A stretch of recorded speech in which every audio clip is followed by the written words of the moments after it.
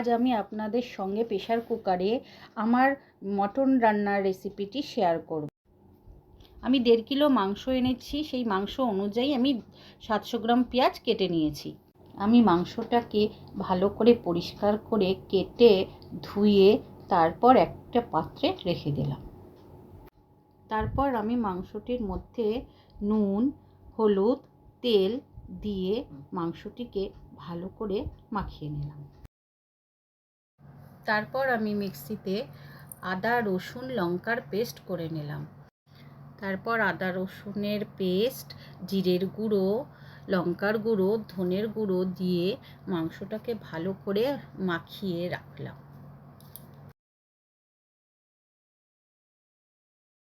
পর একটা পাত্রের মধ্যে কতগুলো আলু কেটে তার মধ্যে নুন, হলুদ দিয়ে ভালো করে মাখিয়ে নিলাম। এরপর প্রেসার কুকারে তেল দিয়ে তেলটার মধ্যে আলুগুলো দিয়ে ভালো করে ভেজে নেব। তারপর আলুগুলো ভালো করে ভাজা হয়ে গেলে প্রেসার কুকার থেকে তুলে একটা আলাদা পাত্রে রেখে দেব।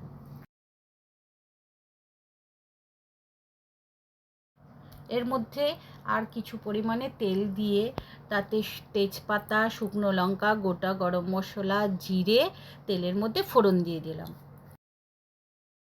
তারপর কেটে রাখা পেঁয়াজগুলো ওর মধ্যে ছেড়ে দিলাম। তারপর পেঁয়াজগুলিকে ভালো করে ভেজে নিয়ে তার মধ্যে একটু নুন দিয়ে দেব।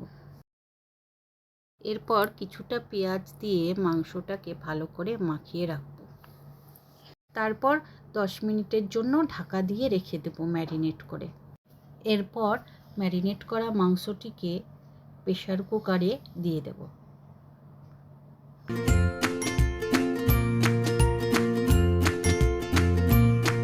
এবার মাংসটিকে ভালো করে নেড়ে চেড়ে নেব। মাংসটি নাড়াচাড়া হয়ে গেলে ঢাকনা দিয়ে কিছুক্ষণের জন্য লো ফ্লেমে রাখব। তারপর ঢাকনাটি তুলে কাশ্মীরি লঙ্কার গুঁড়ো দিয়ে দেব। আবার কিছুক্ষণ নেড়ে চেড়ে নেব। এরপর 3টে মিডিয়াম সাইজের টমেটো কেটে প্রেসার কুকারের মধ্যে দিয়ে দেব। তারপর আবার কিছুক্ষণ নেড়ে চেড়ে নেব।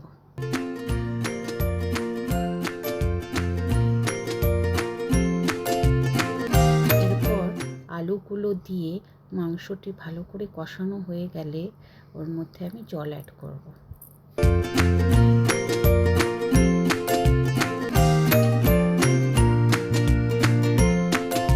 পরে 2টো রসুন দিয়ে নেড়ে চেড়ে নিয়ে তার মধ্যে একটু গরম মশলা অ্যাড করে নেড়ে চেড়ে এবার আমি প্রেসার কুকারের ঢাকনা দিয়ে 3টে সিটি দিয়ে দিলেই আমার মাংস রান্না তৈরি।